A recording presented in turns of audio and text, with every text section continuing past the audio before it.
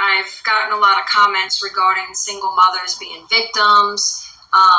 They need welfare. It's our job to take care of them, and so on and so forth. So I'm going to give my opinion on that. Now, to me, single mothers are not victims. We need to stop victimizing bad behavior. Single mothers are the direct result of irresponsible sexual behavior. Women seem to be more delusional now than ever before. They think that they can be feminists, whether they say they are or not. They want to sleep around in hookup situations, out of committed relationships, out of wedlock, and have these children irresponsibly, and then they think that the man that they hooked up with needs to step up and be a father and be financially responsible for her and the child, and the state needs to be financially responsible for her and the child. So she gets to go out and be reckless, sleep around, and be promiscuous, and she gets to be a victim at the end of the day. Everyone else is responsible for her and the child she created irresponsibly. It's just so delusional to think that way. There are most single mothers that I come across treat their children like garbage. They just lack the basic mothering instinct to nurture, to have empathy, just to be emotional and to love their children, just, to be sweet and kind and gentle to their children. Most of the time, these women are very masculine. They're very vulgar. This is women of all races. This is women from all over the country. I've lived in different cities. I've seen this everywhere. Okay? I've seen this with women that are also with the father in a relationship as well, but I see it more with single mothers, and I witness it on a daily basis. This particular incident just happened 5 minutes ago. I just got in my car at the grocery store. I was in there to get something to cook, and I'm standing in line at a single mother in front of me. She's on the phone with a boyfriend, being loud and vulgar, not even watching her, I would say, 2-year-old son in the basket. And they all millions of them, and they all comment under his video, "You're so beautiful. I wish I could look like you. You're the most beautiful woman I've ever seen. I wish my lips were big like yours. My lips are not full enough. I wish I had your breast. Oh my God, your stomach is smoking hot," and all of this. And I'm like, oh my God, this is a freaking man. How can they sit down, watch this man cake on all of this makeup? Of course he has to wear that much damn makeup. He's a man, He's got to cake on the makeup like that. He's got to wear fake lashes and fake this and that. And he's got these, I don't think he just got his lips injected like a lot of females are doing, which is bad enough. I think he had like an implant in his lips, because his lips are like this. Good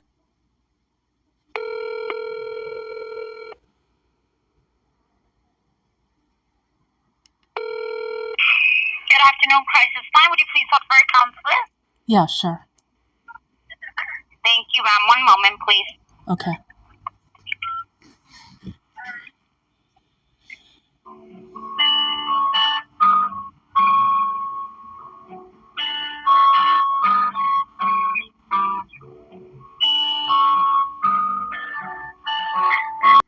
LA Rape and Battery Hotline. This is Aaliyah. How can I help you?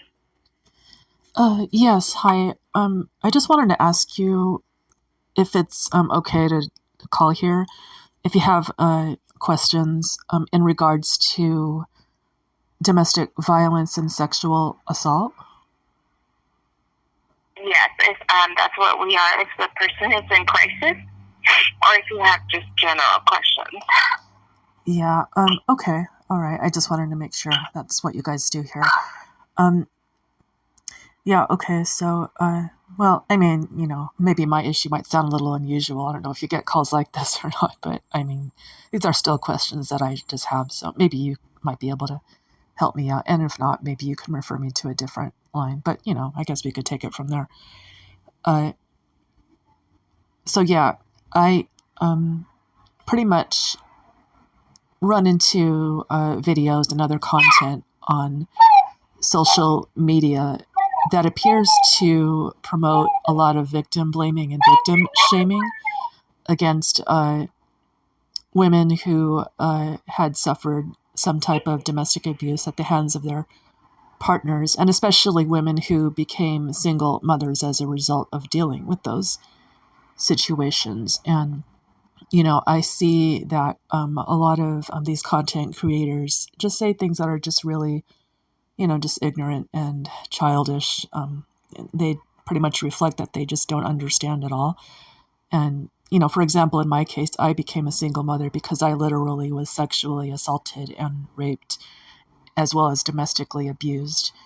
And, I find myself often dealing with a lot of bullying in regards to that, in the way of people telling me, well, you're the one who chose to deal with somebody like that, or you were stupid for, dealing with an abuser in the first place, and things like that. And honestly, I don't know why that type of bullying is allowed on some of these social media sites. I mean, I feel that this is really in direct violation with their terms of service. But anyway, I just wanted to share that with you because this is something that I'm seeing a lot of, and I have complained about it before.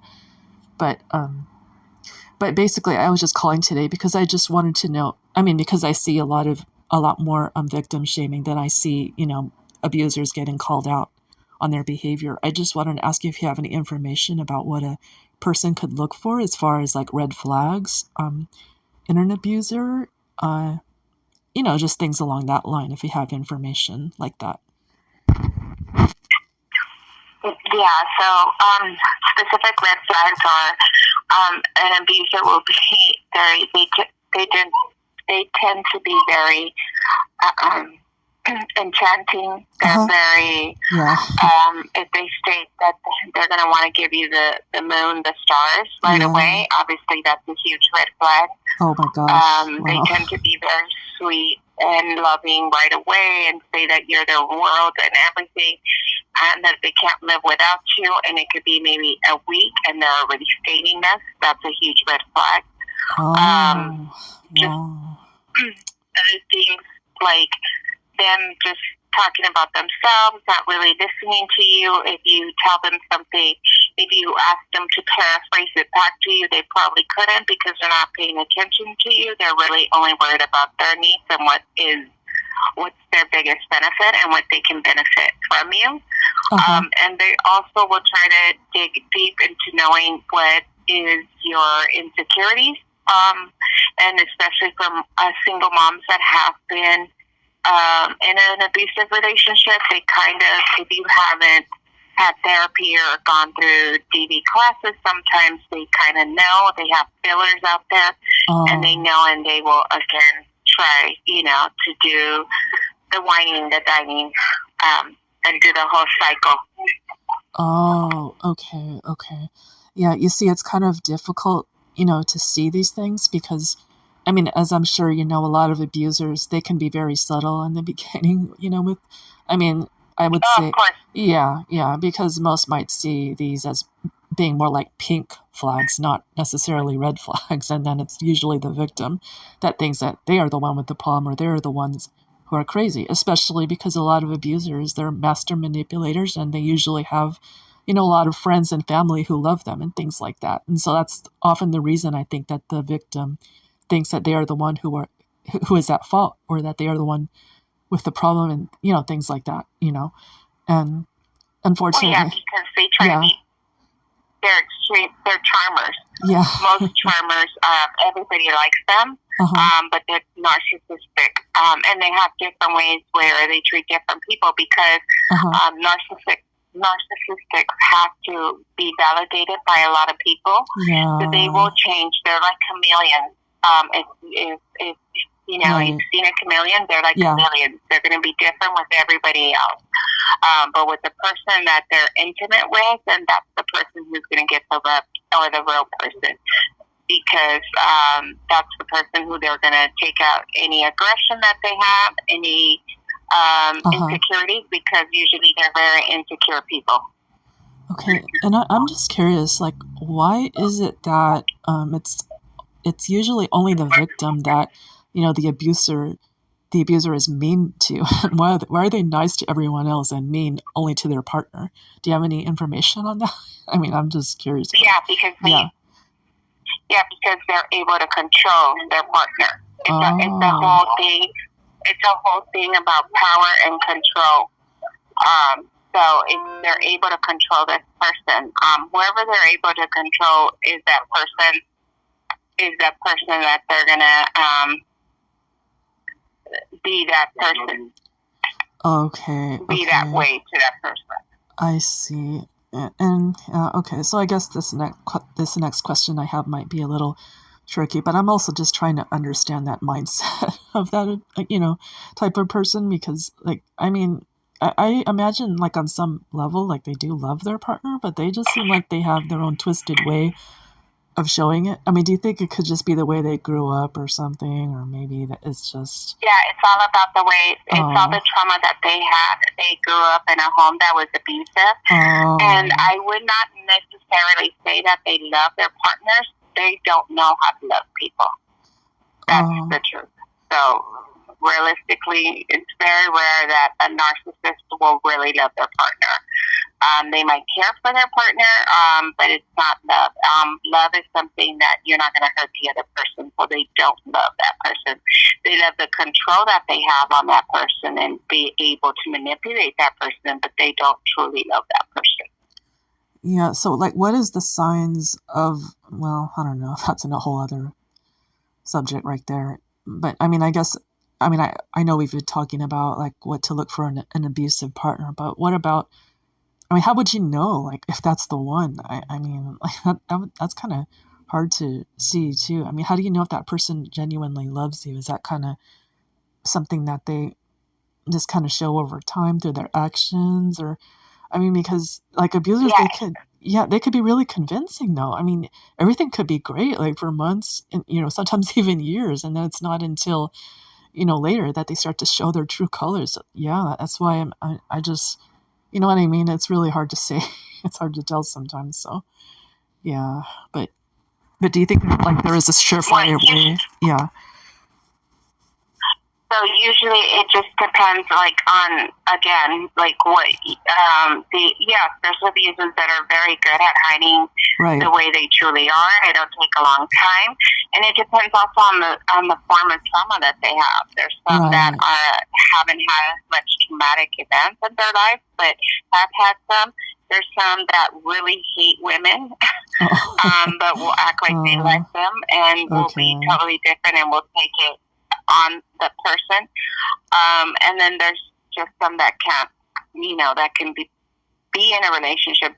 You'll know because a healthy relationship is a relationship that you don't have to ask for nothing. That person is, will show you by actions, and most narcissists can't show by actions. Right.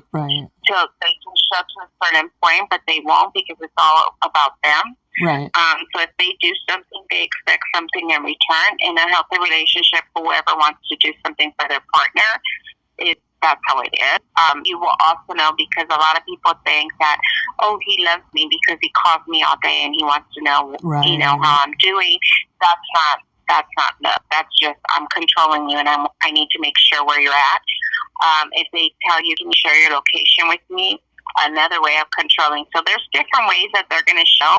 It won't take that long. You just have to be you have to really pay attention because they'll be very subtle about it at the beginning. Right. But they'll say okay, well, what time are you coming? Okay, and where were you and who did you go with? I was just worried about you. And I don't think maybe you should go out by yourself with just girls. Maybe you should tell me. Or, that friend of yours, I just don't trust her. I think that, she's a bad influence and, I don't think you should be hanging. They'll do very subtle things. Right. Okay. Yeah, that makes sense. Okay. I really appreciate you telling me this because, it really can be hard to tell, especially in the beginning. But yeah, anyway, I just have one more question because this is just really bugging me right now. But I mean, like I said, getting back to, all this toxic content that I'm finding on social media of people blaming the victim, people who just obviously don't have any type of education about domestic abuse and all of its dynamics. I was just wondering, like, do you know if there's a way that I can maybe kind of counter all of that and just kind of help to encourage victims while calling out the batterers and, kind of confronting, the actual abusers instead of, you know, like just allowing people to like re-abuse and victim shame their victims. I mean, yeah, because I'm seeing a lot of that and I don't really know how I know I'm only one person, but I mean, I really did want to, just try to put an end to that or, do my small part to, try to counter that. So, yeah. Yeah, so anything that's on social media, unfortunately, we don't have too much control. The only thing you can do is, let's say, for example, if someone posts something where they're victim shaming, then maybe you can write something if you want to, saying like, it's easy to blame the victim, but it's really, the perpetrator's fault because of the whole cycle of violence, and just kind of calling it out. Yeah. But then you'll have a lot of people who will say, because if they've never been in a relationship like that, they'll say, like you just said, well, it's your choice. You could have left. Yeah. And they don't know the whole dynamics about a relationship that is toxic. So if they don't know, and then we glorify a lot of toxicity in our society right now. So, that's true. Yeah. Yeah. I mean, it's really disturbing because, I mean, I know that this sounds really weird, but I mean, it usually seems like these aren't just men who, they seem like they have, some type of axe to grind against women. So more often than not, it seems to be men who are, posting, these types of immature videos. But occasionally I might see a woman doing it. And that's where it especially perplexes me. I mean, I don't know. I mean, I know that you probably couldn't tell me much about, the motives behind, the people who do this, even though we know, I guess, a lot of it is ignorance. But when, it's a woman, like just bashing others in her own gender, that's where, it gets really confusing to me. I don't know if, I mean, I'm guessing some of it could just be she just wants to feel good about herself at, another woman's expense. Like, oh, well, I'm not stupid enough to end up in that situation, or I'm better than you. Or at least that's the vibe that I get, from some of these ladies who say these things. But I mean, I was just wondering though, if you might have, any other ideas, behind, these types of, people like posting this type of stuff, or why they do it, especially the women, when they should be supporting other women, like that's, well, yeah. Well, a lot of it has to do with ignorance, and a lot of it is a lot of those women could be abusers too, because there's a lot of women that are abusers too. Yeah, so, that's true. And then there's just a lot of women. As women, we're not each other. We are our worst enemies. Yeah. So we always tend to be very harsh on other women, regardless of whatever the situation is. Instead of helping each other, we tend to talk down to other women and make it seem like I would never be in that situation. Well, you can never say never, because you never know what can happen. You can meet someone who's an amazing charmer and will take maybe a year or more to show any red flag. Right. And then you'll be in that situation. Right. That's true.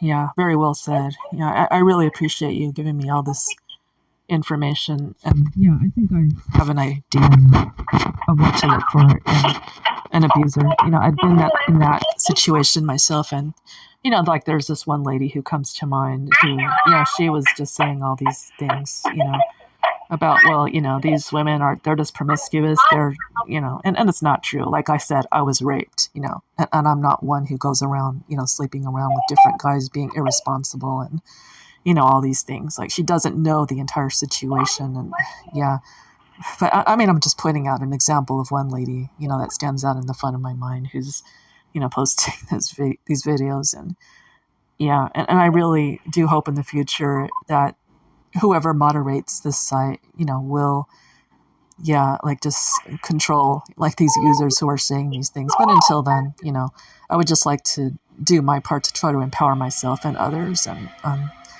And you were really helpful. So I really appreciate this information. I really thank you guys so much for what you're doing to help others. Yeah. Of course.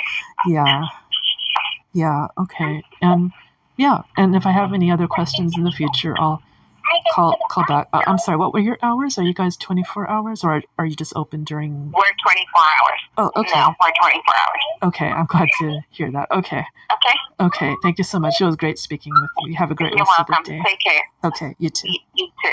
Okay. Bye-bye. Bye.